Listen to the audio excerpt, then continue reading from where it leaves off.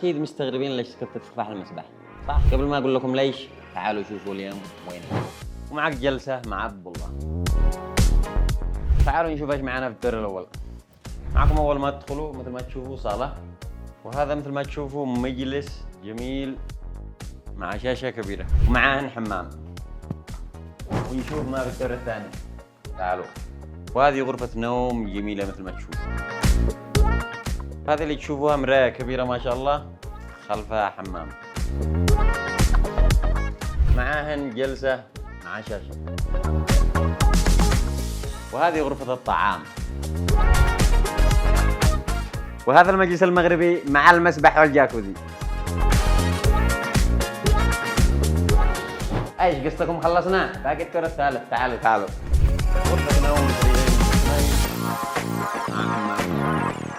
وكمان معاكم مطبخ. خلف مجلس صغير مع شرفة وإطلالة جميلة جدا.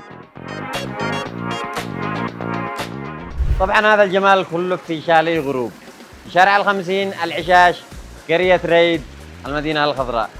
وللحاجز والاستفسار كل ما عليكم الاتصال بالأرقام التالية. والآن نجي ليش رجمت التفاحة وسكبت التفاحة المسبح. والله بكل بساطة عشان أجذب انتباهكم. حياك.